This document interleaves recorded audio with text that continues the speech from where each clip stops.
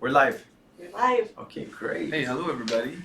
Hello. My name is Martin, along with Yvon, and today we have the pleasure to spend some time with you talking about the journey we've been through on season 3 of Stranger Things.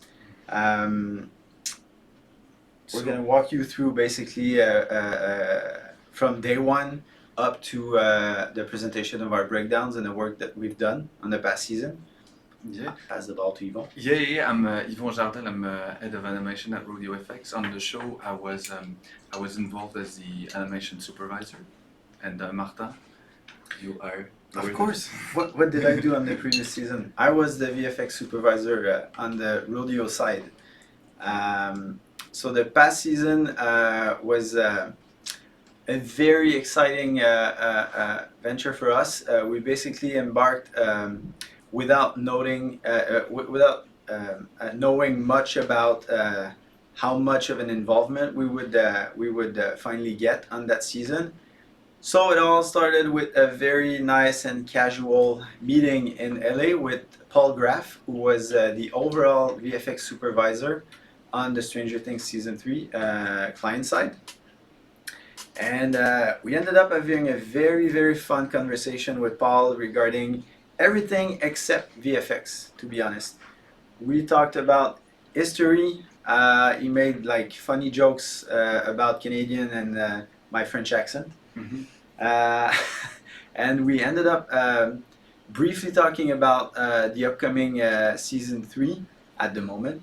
We're talking like we're back in time 16 or 17 months ago, and we basically ended up that conversation with Paul saying that we were looking like cool dudes, would be fun to work with us. Like he really wanted just the right match of people to spend like the next year and a half with. Exactly. So our intention was to basically, we knew at that time that there would be some returning vendors from the past season, and we were expecting to be basically ready for everything that would come our way, whatever it is, leftovers, stuff that people don't want to work on. And wow, what a surprise when we actually learned that we're going to be assigned as main vendor for all the creature work on season 3. Of course, that was not only a big step for Rodeo to be part of such a show and a flagship series from Netflix, but also we knew that we would have a great deal of challenge coming our way. And that's this is when we received the first concept. Mm-hmm. So we saw the first images of the monster, the various monsters that we would see during the season, and this is when I started to be involved. Actually, what was really exciting when we saw the first concepts of the monsters is we knew that they were made of carcasses of different creatures, and we didn't know exactly how we were going to do this, but we knew that the challenge of the season was going to build these creatures see them evolve, see them grow, how the Mind Flayer was going to create this huge monster. So somehow we pictured that we were going to have to transform things and melt them and stitch them together. So seeing these first concepts was super exciting and scary in a way, but scary exciting. Scary exciting. It's the real challenge that we understood based on our first conversation was the fact that there was this part of the Duffer's mind wanting to go extremely intense and gore, if we can say, and spooky and scary. On the other end, though, there was Netflix playing it safe, wanting to have an audience that is not going to be traumatized in any way. So we had to walk that very thin line somewhere in between, without never crossing on either side, and that's when we started working on some R&D work, trying to come up with some solutions that would give the audience an experience of never seen creatures, that would essentially be very, very scary. But on the other end, we didn't want to go down the very strict biological explanation of things. Too much graphic, too much information on the screen. So that was a very, very fun time for Rodeo to be working on different ideas and pitching some new stuff to the brothers to come up with some solutions. Yeah, actually, the concept artist, super talented concept artist that worked on the show, uses a ZBrush to create like a 3D base for his concept. So as soon as we received the concept, we also had this basic geometry. We started rigging it and playing with it in animation, starting to do some tests of how the monster could walk, how it could run. And at the time, we were involved early in the game, and at the time the final scripts weren't written. So the Duffers and Paul asked us to play with ideas, and that was super early on. We started to design some shots. We had the monster running in Hawkins, destroying stuff, and even though this didn't really end in season 8, they decided to go with a chase sequence inside the mall.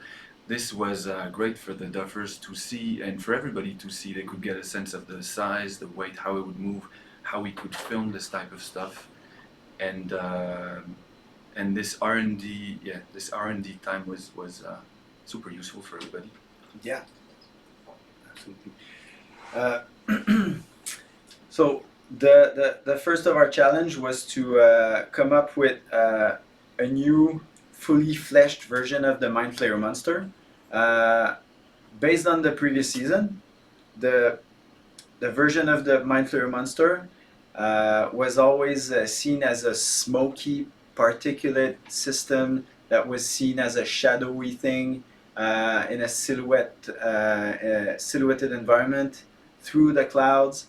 So this time, the idea was to come up with something that has the exact same shape, that is more or less like a spider, a giant spider with that cone head kind of shaped head. And they wanted this to be a fully fleshed monster. And how do we explain such a thing coming out of nowhere? Well, nowhere being the upside down. It's basically formed, as Yvon previously mentioned. The idea was to come up with something that would be made of guts and flesh, combining itself and starting as a very small, nondescript kind of little creature that would slowly but surely evolve as it feeds on many different types of little things such as rats, and then suddenly as the story goes and we more or less explain or understand a little bit more the process of it all, we come up to a place in the story where we understand that it's not only rats exploding and combining into each other, but rather have humans melting and also be part of that soup or meal.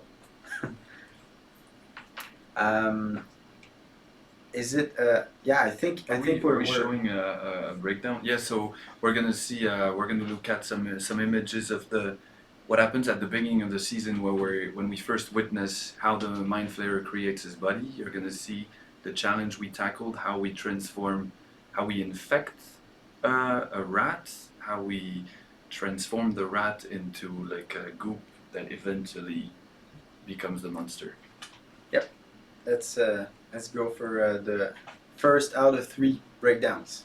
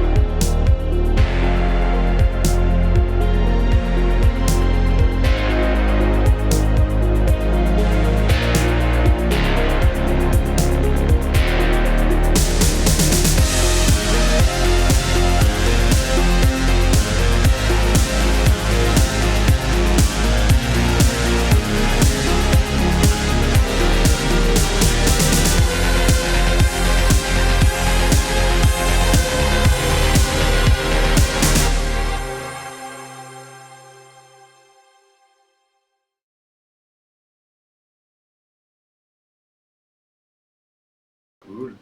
Okay. All right. Great. So we're back, and okay.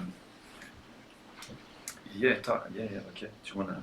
Sure. Go ahead. But just to briefly, because there was a second part to that breakdown that we didn't talk about, so I'm just gonna briefly talk about the last, the second half of the breakdown that was showcasing the work we've done on the isolated sequence right down the middle of the story called the memory cloud. For everyone who's aware of the whole Stranger Things world, there's this thing called the void, which is whatever we're seeing a glimpse of memories from Eleven walking on water against a fully black background. So this is more or less the extension of the void that was developed for season 3, based on some new ideas that the brothers came over with, and that was a very very challenging portion of the artistic input that we had to go through on season 3, just because we were asked to come up with something that was fresh, iconic, and in line with what was presented in the previous season, and we can further talk about it if there's any question afterwards. But that was a very interesting part of the work. So let's jump on. As you've seen in the breakdowns, we had really challenging shots. You've seen the one with the crowd of rats exploding, turning into goop. The show had very difficult shots to tackle, and what would happen is we would have the assets turned over to us, so we could start work on complex assets, sometimes complex shots, while the episodes were being filmed. And that was great. That was allowing us to prep our recipes, develop the look of the asset, how they would move, all the technical paths needed to make them come to life. It was also great to sometimes be able to show or test to the crew on set. They could better picture how they could film this, or it could also inspire the actors. I remember the test that we did for the rat crawling out of the cage was shown to the kids while they were filming on episode 5, and that really, like, it was the first time they saw, like, they were just they were filming without any visual, and they were just like looking, in an empty space. And Paul, the VFX Soup, showed them this on this laptop, and they were horrified. And it was fun to in a way inspire their performance with the images we were creating. What happens next? Just to add, you can surely imagine how hard it is for actors whenever they need to react to something they've never seen before. For such a show, the only thing they had in mind was the scripts that was giving some written information, and then their internal concept artist came up with some great boards to describe the action. But there's nothing better for them to see actual moving images and some R&D tests and ongoing stuff that is pre-lit and animated. So they had a very good glimpse of, okay, that's what it's gonna look like in the end, or at least we can picture what it's gonna look like. And from that moment, we could literally sense that they understood exactly how to react to this thing. How gross it was going to be as well. Yeah, same for us. And then we started to work on episode 5 and 6, and so you've seen an example of how a rat gets infected, turns into a little creature, and so now we discovered that the same process was going to happen to humans.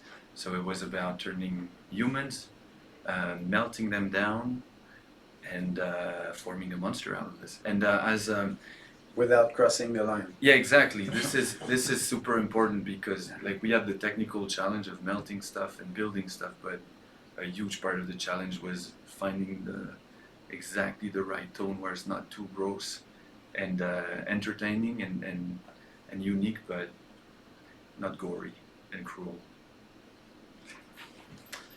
Um, so the challenge of the challenge, of course, of creating those melting human was a fair share of work for our FX artist and the FX team. You can imagine how much time they spend trying to get something that works, not only technically but visually speaking, until we get something that is satisfying both our own internal expectations, but same as for the Duffer Brothers and Paul Graff. And on top of it, you also need to manage the fact that it's a fast-paced project. You need to come up with some solutions that will allow for quick iterations, whatever it means when it comes to FX simulation. We all know it takes a lot of time, but based on that, we came up with something very solid that would allow us to create some quick tests, visuals that would not give us like the final look, but at least just enough information to present to the clients and have their thoughts on it. And then we're down we're right down the middle of the story, and we suddenly are starting to shoot that very sequence that we're describing right now with people melting, and we have to basically start from leftovers of human beings that will create our second infamous monster called Tom Bruce Monster.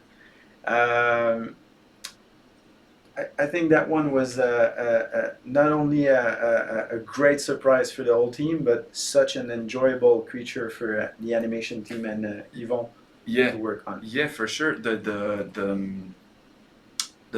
design of the Tom Bruce monster was more experimental. It was less iconic than the spider monster that had to be similar to the previous season monster. This one was a one-off, built out of two human carcasses, and the concept artist Michael Mayer really had tons of fun designing this, and it's really eclectic. Like, you have a gorilla arm on one side, you have crab-like legs, you have centipede legs on the other side, and for us, it was super creative. We looked at references of all sorts of insects and animals, and we tried a Frankenstein, like something. It was really about asymmetry.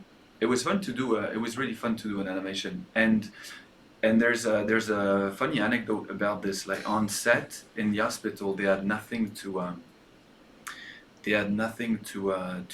film, you know, to establish the speed, the size of the monster. And so Paul came up with this idea. He prepped like a stunt guy for weeks to act as the monster, for actor eye lines, for actor feedback. And do you want? Yeah, do you want to that was such say a what funny happened? moment because we're in between we're in between takes, and then suddenly Paul comes up to me and he shows me this big chrome ball that looks like an helmet, and I'm like, what is this? And then he just puts it on his head, and he looks at me. It's gonna be like my moving chrome ball. I'm like, okay, this seems to be a pretty good idea. One thing that we need to mention is that every time there's an actual event happening in Stranger Things with the Mind Flayer, lights are flickering all over the place, whatever the place it's happening. So this would allow to capture all the light interaction that goes on everywhere in the environment. But then I'm like, okay, that's a pretty cool idea, and who's actually going to wear that helmet?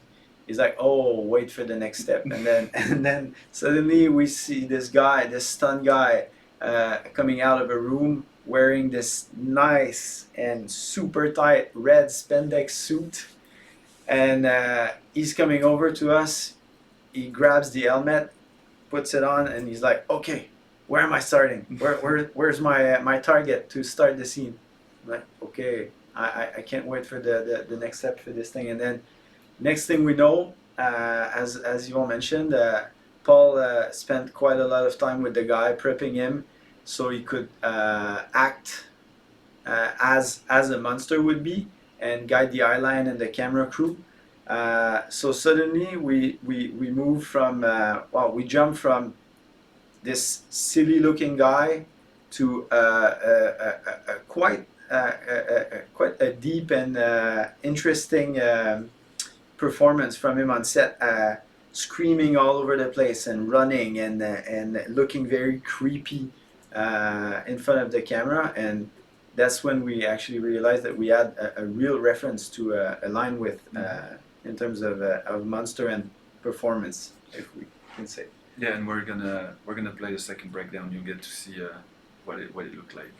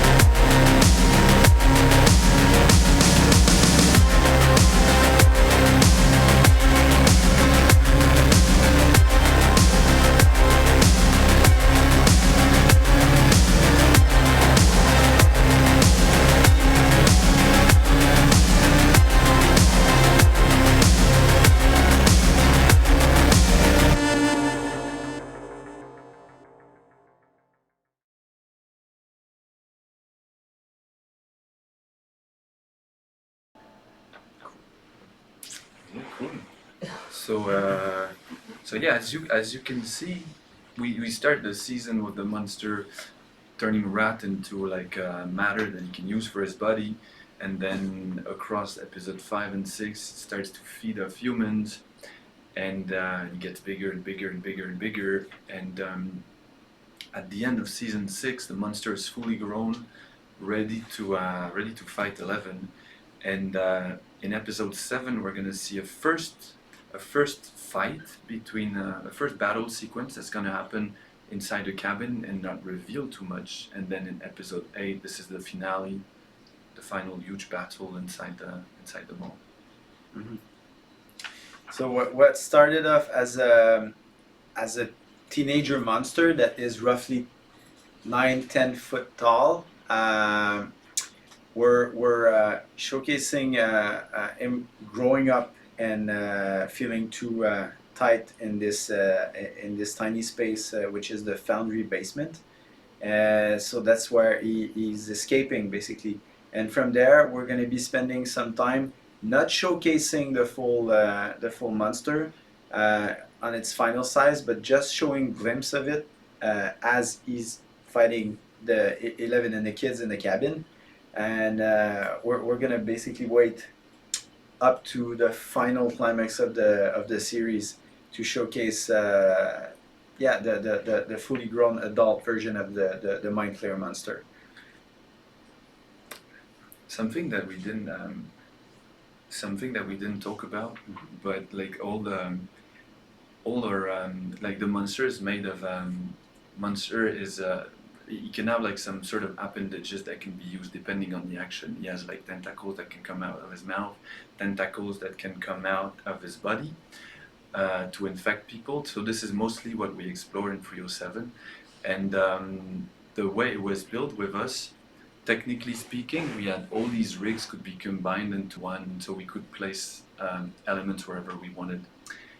And a fun fact, some trivia about the rigging at Rodeo, all the creatures were rigged by women. And so I just wanted to drop that. We're really proud of our rigging team. It was a complex set of creatures to do, and we were lucky. The fight with the tentacles. Yeah, the tentacle was a big thing from day one. In the first pre-production discussion, there was this monster coming up as a conceptualized version with some with something like 8 or 7 tentacles attached to like in oddly position all over the body. And of course that was looking cool on a still image, but when we started doing some previs and some early animation tests with all those multi tentacles dangling around, it felt a little goofy in a way. And it was not only such a challenge for the animators to try and deal with such an heavy creature with multi tentacles. It was also something that came as an issue on the storytelling. It's like whenever he's doing something as basic as walking around, what is he going to be doing with those tentacles dangling? Is it going to look weird?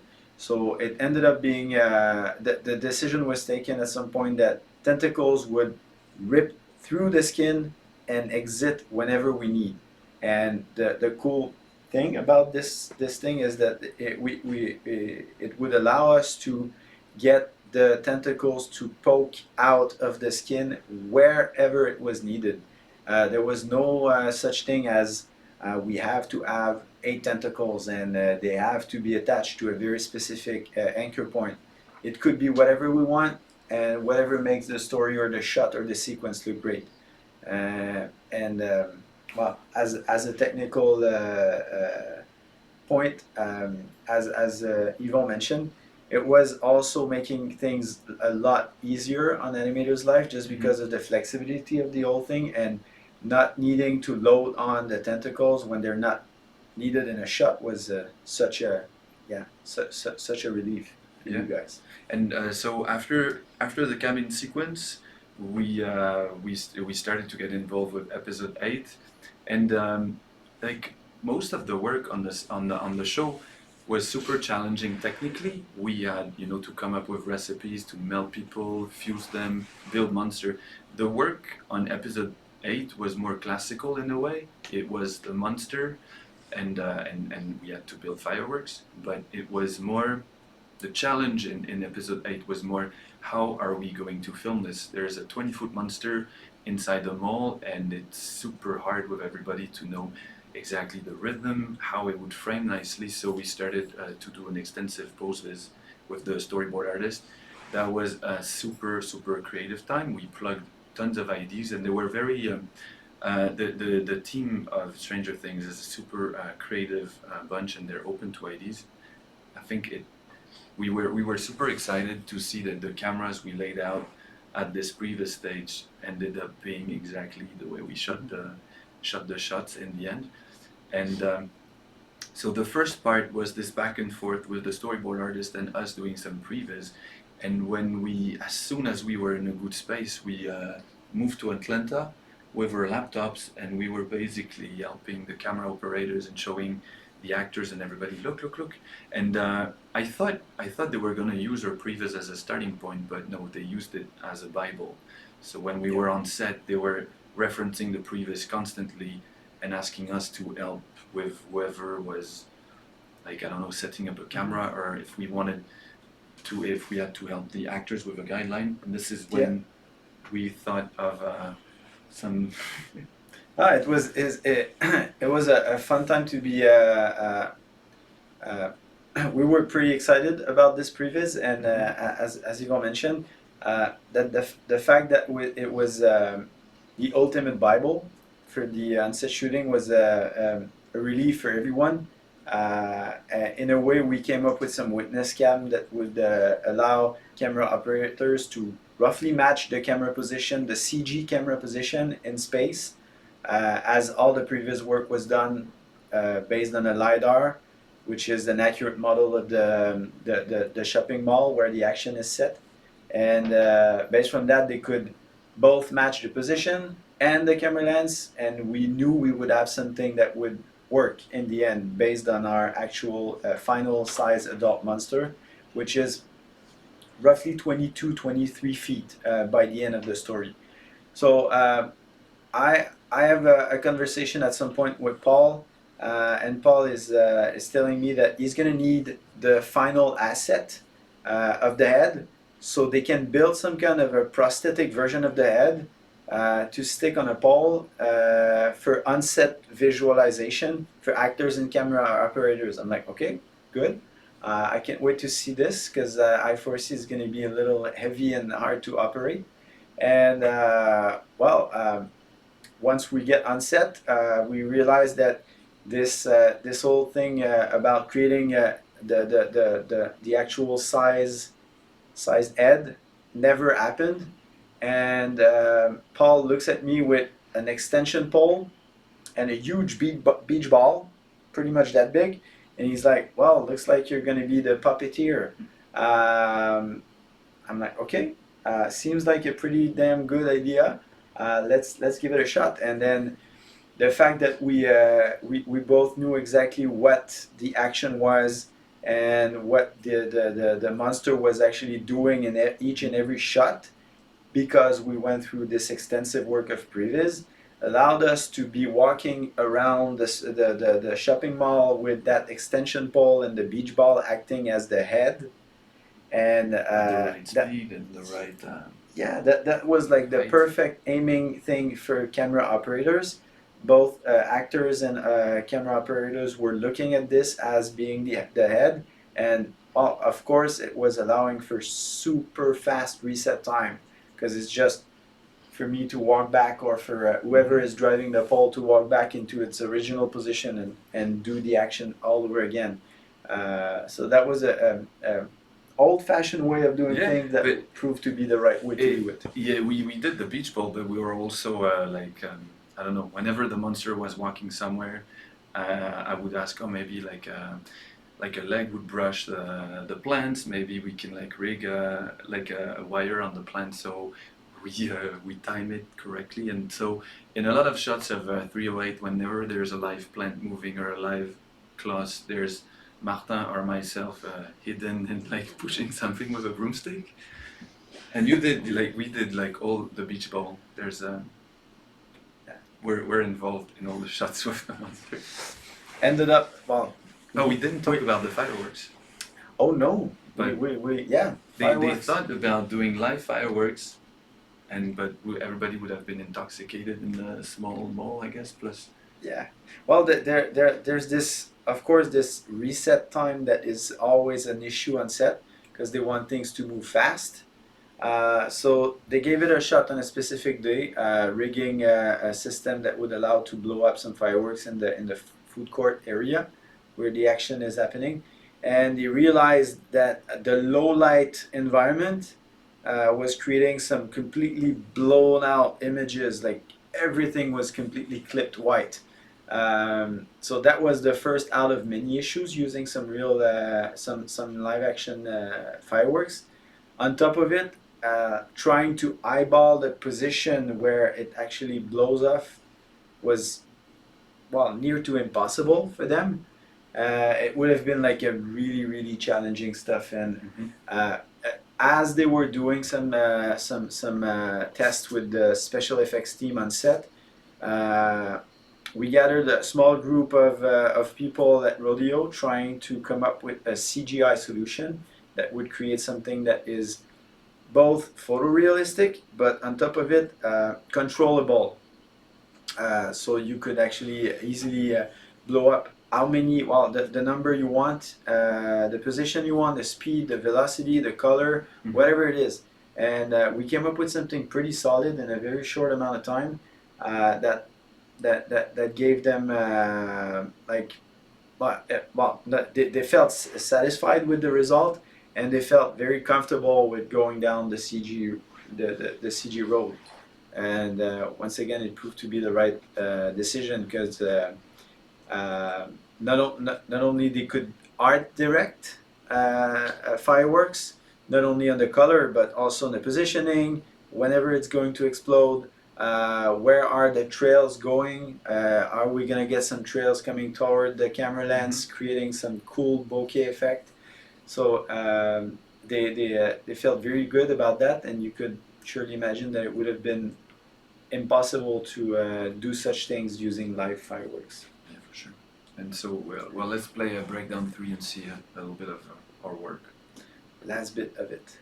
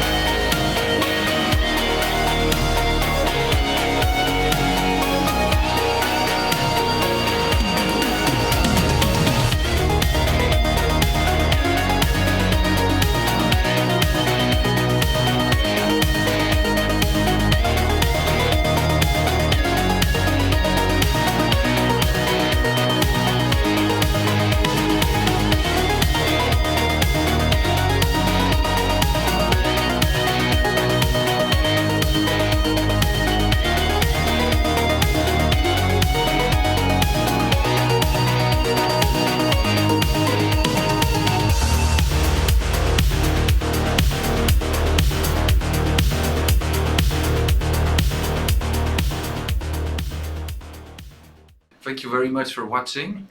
And join us now on Reddit for an AMA session with us. Thank you. Boom.